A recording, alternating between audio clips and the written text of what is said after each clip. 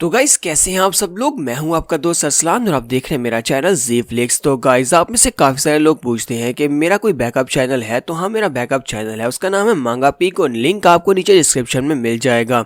तो last episode के and पे हमने देखा था कि डीकन लू को इस बारे में पता चलता है कि वो किन्नैन की बॉडी के अंदर से 5 एलिमेंट्स की पावर को ट्रांसफर कर सकता है अपनी बॉडी के अंदर, और वो कहता है कि उसे फायर सेक्टर का नया मास्टर बनना है। जबकि उसका भाई लूजान उसे कहता है कि तुमने तो कहा था कि तुम उसकी एनर्जी को यूज करते हुए मेरी बॉडी के अंदर से इवल एनर्जी को निकाल सकते हो, लेकिन अब क्या तुम यहाँ पर मुझे धोखा देना चाहते हो। तो डीकन लू से कहता है कि नहीं, ऐसी बात नहीं है, तुम मेरे भाई हो। एक बार जब हम लोग उस लड़के की बॉडी के अंदर से 5 एलिमेंट्स की पावर को ले लेंगे तो उसके बाद मैं भी ये पावर रखूंगा कि मैं तुम्हारी बॉडी के अंदर से एनर्जी को निकाल सकता हूँ, फिर हमें किन्नैन की जरूरत नहीं पड़ेगी। तो लूजान काफी ज्यादा खुश हो जाता है और कहता है ठीक है मेरे भाई, मुझे तुम्हारे पर पूरा यकीन है, ठीक है हम लोग उसकी बॉडी के अंदर से पहले 5 एलिमेंट्स की पावर्स निकालेंगे। तो डीकन लू म्याओफी से कहता है क्या बताओ कि हम लोग उसकी बॉडी के अंदर से पावर ट्रांसफर कैसे कर सकते हैं, क्योंकि ये इतना भी आसान तो नहीं होने वाला। तो जंग मास्टर फ्यू से कहता है कि मैं कुछ लोगों को जानता हूँ, मुझे कुछ ऐसे एल्डर्स के बारे में पता है जो कि पावर्स को ट्रांसफर करना चाहते हैं, और उनमें से एक एल्डर को मैं यहाँ पर लेकर आ सकता हूँ। एल्डर से मैं कहूंगा कि वो उस लड़के की बॉडी के अंदर से 5 एलिमेंट्स की पावर्स को तुम्हारी बॉडी के अंदर ट्रांसफर कर दे। तो लूजी इस बात से बहुत ज्यादा खुश हो जाता है और अपने भाई से कहता है कि लूजन, अब जो तुम्हारी ड्यूटी है कि तुम किन्नैन को पकड़कर यहाँ तक लेकर आओगे और उसके बाद हम लोग एल्डर को यूज करते हुए उसकी बॉडी के अंदर से 5 एलिमेंट्स की पावर को मेरी बॉडी के अंदर ट्रांसफर कर लेंगे।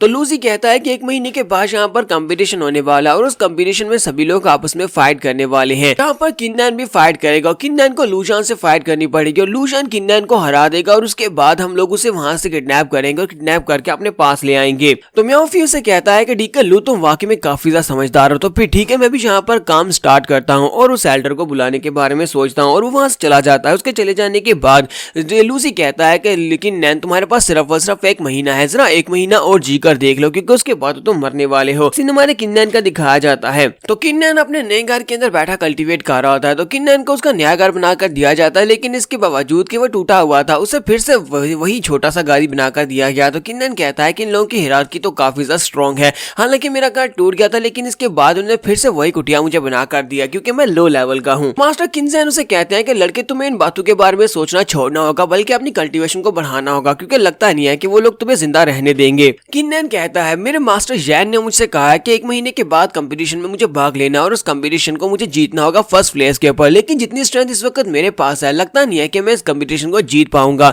तुम ही बताओ कि मैं यहाँ पर क्या कर सकता हूँ, क्या तुम्हारे पास कोई ऐसा तरीका है जिससे मैं अपने आप को स्ट्रॉन्ग बना सकता हूँ, क्योंकि उस कंपटीशन में ना सिर्फ स्टूडेंट्स हिस्सा लेने वाले हैं बल्कि उस कंपटीशन में डीकन्स भी हिस्सा लेंगे। डीकन्स का मतलब यह है कि लूजी भी इस कंपटीशन में हिस्सा ले सकता है, और जितने डीकन्स हैं उन सभी की कल्टीवेशन कम से कम ह्यूमनली राम के 5th लेवल पर है, यानी कि मैं किसी एक को भी नहीं हरा सकता। तो मास्टर किन्नैन उसे कहते हैं क्या तुम इस बात से डर रहे हो कि वो लोग तुम्हें हरा देंगे, लेकिन मैं तुम्हें बता दूं कि तुम बड़ी आसानी के साथ अपनी कल्टीवेशन को बढ़ा सकते हो, तुम्हारी कल्टीवेशन और तुम्हारी स्ट्रेंथ बढ़ सकती है। तो किन्नैन कहता है कि मास्टर प्लीज मुझे सिखाएं कि कैसे करना है, मुझे आप बताएं। तो वो उसे कहते हैं चलो जल्दी से यहाँ पर मेडिटेशन की स्टेज में बैठ जाओ। तो जब वहाँ किन्नैन वहाँ पर बैठ जाता है तो मास्टर से कहते हैं कि तुम अपनी स्ट्रेंथ को कुछ तरीकों से बढ़ा सकते हो, जिनमें से सबसे पहला तरीका यह है कि तुम डीमन बीस्ट का शिकार करो और उनके ब्लड के साथ अपनी तलवार को फीड करवाओ, जिसकी वजह से तुम्हारी स्ट्रेंथ बढ़ेगी। दूसरा तरीका यह है कि तुम यहाँ पर एडवांस स्वर्ड्समैनशिप और बहुत सारी टेक्निक्स को इकट्ठा करो, जिन्हें तुम अपनी ब्लड शूरा टेक्निक के अंदर एब्जॉर्ब करवाकर अपनी स्ट्रेंथ को बढ़ा सकते हो। तीसरा तरीका यह है कि तुम यहाँ पर मेडिसिन एलिक्सर्स को यूज करो, जिससे तुम स्ट्रेंथ को बढ़ा सकते हो।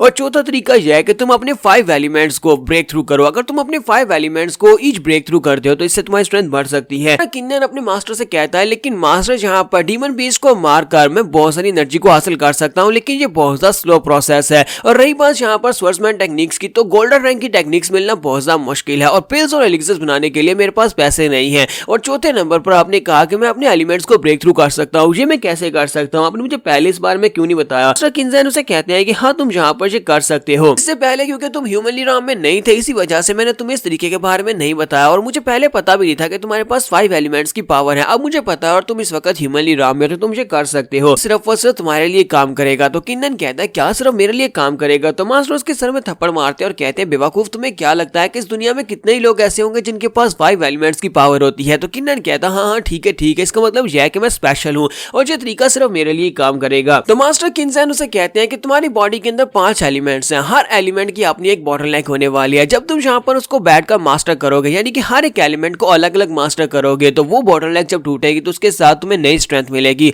हर एलिमेंट अपना अपना ब्रेक थ्रू कर सकता है। वो ब्रेक थ्रू तुम्हारी कल्टीवेशन का ब्रेक थ्रू नहीं होगा, बल्कि वो एलिमेंट का ब्रेक थ्रू होगा, और इससे उस एलिमेंट की पावर बहुत ज्यादा बढ़ जाएगी। तुम्हें यहाँ पर उन 5 एलिमेंट्स को ब्रेक थ्रू करवाना होगा। अगर तुम 5 एलिमेंट्स का ब्रेक थ्रू करवाते हो तो उसके बाद तुम्हारी स्ट्रेंथ कहां तक पहुंच जाएगी, जरा सोच कर देखो कि तुम्हारा कल्टीवेशन लेवल यहीं पर रहेगा, यानी ह्यूमनली राम के सेकंड लेवल पर ही रहेगा, लेकिन तुम्हारा स्ट्रेंथ लेवल जो है वो बहुत ज्यादा बढ़ जाएगा। तो किन्नन कहता है, लेकिन मास्टर मेरे पास तो 5 एलिमेंट्स है, इसका मतलब यह है कि मैं किसी नॉर्मल इंसान के मुकाबले में यहाँ पर बहुत ज्यादा मुश्किल में गिरने वाला हूँ, क्योंकि ये 5 एलिमेंट्स को ब्रेक थ्रू करवाना बहुत ज्यादा मुश्किल होगा। तो मास्टर किन्नन उसे कहते हैं, हाँ तुमने बिल्कुल ठीक सोचा है, यहाँ पर बहुत ज्यादा दर्द को महसूस करना पड़ेगा और साथ ही बहुत ज्यादा मेहनत भी करना पड़ेगी, तभी तुम जाकर 5 एलिमेंट्स को एक साथ ब्रेक थ्रू करवा सकते हो, लेकिन फिलहाल के लिए तुम्हें एक एक करके आगे बढ़ना चाहिए। तुम्हारा किन्नन कहता है कि मैं यहाँ पर मेहनत करने से बिल्कुल भी नहीं डरता और ना ही मुझे दर्द से डर लगता है। तो मास्टर किन्नन उसे कहते हैं, ये बहुत ही अच्छी बात है, मैं यहाँ पर तुम्हारे माइंड को अप्रिशिएट करता हूँ। चलो जल्दी से आप यहाँ पर बैठ जाओ। और तुम्हारे पास 2 फायर स्पिरिट क्रिस्टल्स हैं, उनको ऑब्जर्व किया था तुमने पहले, यहाँ पर फायर स्पिरिट क्रिस्टल्स को ऑब्जर्व किया था, उनकी एनर्जी अभी भी तुम्हारी बॉडी के अंदर होगी।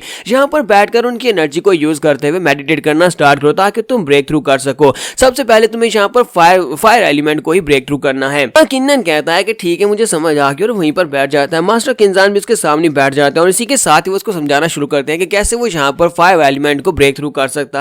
किन्नन को वहां पर बहुत ज्यादा गर्मी महसूस हो रही होती है। वो कहता है कि मास्टर यहाँ पर तो बहुत ज्यादा गर्मी है। तो उसके मास्टरों से कहते हैं, जब भी तुम यहाँ पर जिस भी एलिमेंट को महसूस करोगे, यानी उसको ब्रेक थ्रू करने के करीब पहुंचोगे, उस वक्त तुम्हें इसी तरह महसूस होगा। अगर बर्फ है तो तुम्हें बहुत ज्यादा ठंड महसूस होगी, अगर फायर है तो तुम्हें बहुत ज्यादा गर्मी महसूस होगी। ये इस बात की निशानी है कि तुम बॉटलनेक तक पहुंच चुके हो और ब्रेक थ्रू करने वाले हो। तो मास्टर किन्नन उसे कहते हैं, लड़के अब तुम आराम से बैठकर यहाँ पर कल्टीवेट करते रहो, क्योंकि ये इतनी आसानी से तो होने वाला नहीं है। एक दिन में तो ये कंप्लीट नहीं होगा, तुम्हें काफी सारे दिन लगेंगे। तुम्हारा किन्नन वहीं पर बैठा कल्टीवेट कर रहा होता है। इसी तरह दिन गुजरते जाते हैं और किन्नन वहां पर बैठे बैठे कल्टीवेट करता रहता है। वो अपने फायर एलिमेंट को ब्रेक थ्रू कर रहा होता है। ब्रेक थ्रू करने के बाद उसको नेक्स्ट लेवल्स पर पहुंचा रहा होता है। तो नेक्स्ट सीन 1 महीने के बाद का दिखाया जाता है। एक लड़का भागता वहां पर आता है और उसे कहता है कि किन्नन कंपटीशन स्टार्ट हो चुका है, चलो जल्दी से चलें, इस वक्त हमें कंपटीशन में होना चाहिए। किन्नन अपने मास्टर किन्नन से कहता है कि मास्टर क्या मैंने यहाँ पर ब्रेक थ्रू कर लिया? तो मास्टर किन्नन उसे कहते हैं कि तुम इस वक्त अपने फायर एलिमेंट के फर्स्ट डोर को ओपन कर चुके हो, यानी कि तुम्हारे पास इस वक्त ह्यूमनली राम के 4th लेवल की पावर आ चुकी है। अगर तुम इसको ठीक से यूज करो तो मुझे लगता है कि तुम ह्यूमनली राम के 4th लेवल के बंदे को आसानी से हरा सकते हो, और अगर तुम यहाँ पर थोड़ी सी और मेहनत करो तो तुम ह्यूमनली राम के 5th लेवल के बंदे को भी हरा पाओगे। किन्नन कहता है कि जितना मेरा एनालिसिस है, मुझे लगता है कि लूजी से फाइट करके उससे जीतना काफी ज्यादा मुश्किल हो सकता है, लेकिन मैं यहाँ पर जीतने के लिए आया हूँ, हारने के लिए नहीं। तो चाहे कुछ भी हो जाए, लूजी से तो मैं बिल्कुल भी नहीं हारूंगा, लूजी को मैं हरा कर ही रहूंगा। उसके बाद फर्स्ट पोजीशन के ऊपर आने के बाद मैं इनर सेक्टर का डिसाइपल बन जाऊंगा, जिससे मुझे और भी ज्यादा रिसोर्सेज मिलेंगे।